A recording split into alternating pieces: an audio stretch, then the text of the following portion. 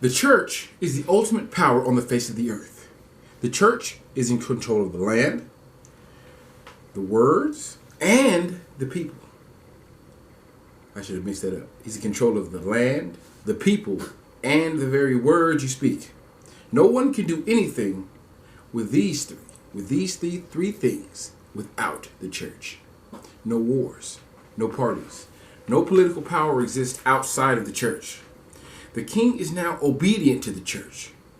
The Pope has absolute control because they cannot be swayed.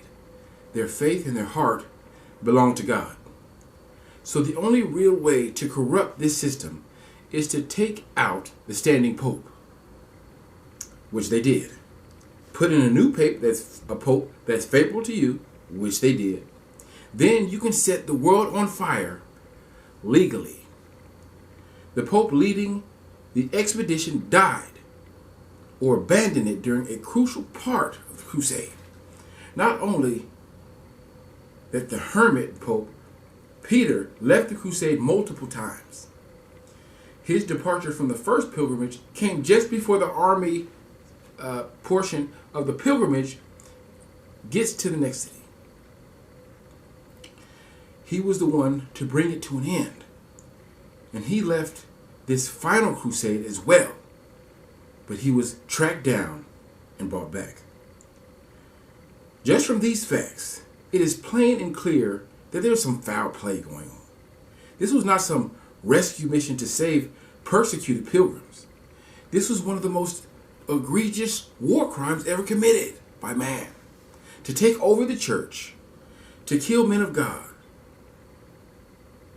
then plunder and pillage the countryside and killing hundreds of thousands using God as a weapon. Or are we wrong? Is there another side to this story that we don't see? Most people see the Crusaders as one event that took place in Jerusalem alone. However, we know and understand that why societies break down. Time. The actual crusade took place over 100 years of time. 100-year span of time.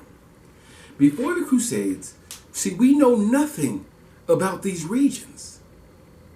But after the Crusades, we have much clearer and accurate records of what's going on in this land. For the span of time, more people die in a month today than they did 100 years back then.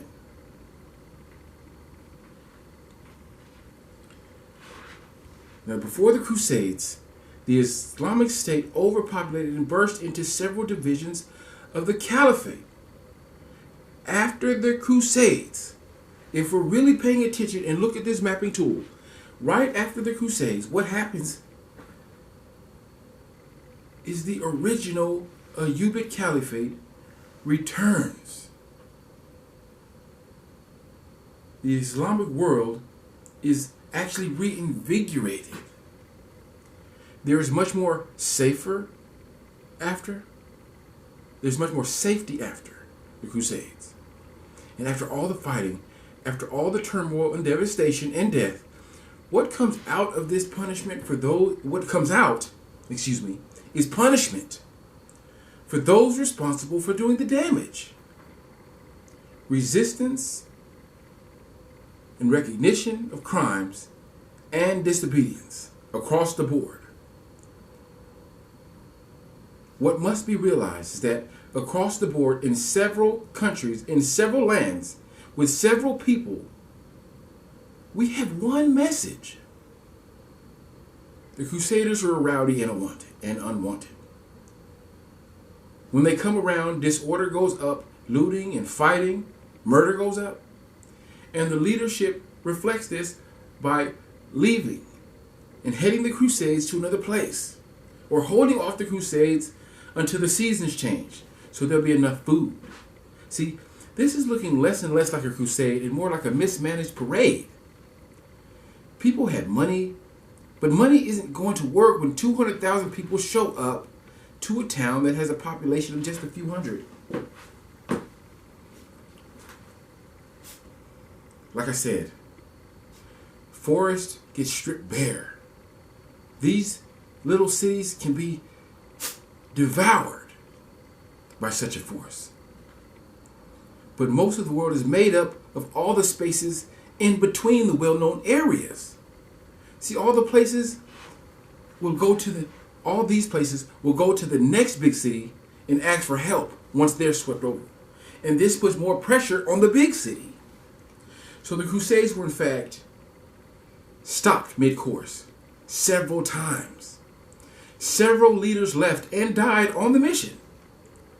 So why do these men strive and toil on? What is their purpose? Everything that is written is their mistakes. Surprising regions with their presence. Having conflict that leads to greater problems with the people en route. Like blocking roads and breaking bridges, stealing food and supplies from neighboring cities. Most of this was due to poor management and timing. Thousands died, and the Crusades was turned away and delayed several times for several years. The most surprising part of this record is the clarity of the record. The crusade ended in a treaty between Richard the Lion and Salah ad-Din.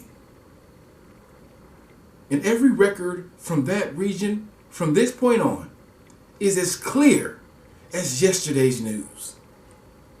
The Crusades actually give rise to the original Ayyubid Abbasid Caliphate. When they first arrived, they were thought to be a mercenary army, and they were treated as an enemy. However, by the end of the crusade, we have a region that seems to be reigniting. What gives Christians the strength to walk the road to Jerusalem for no reason and peaceably hand it back to the people? Truthfully, there is a gap in my research.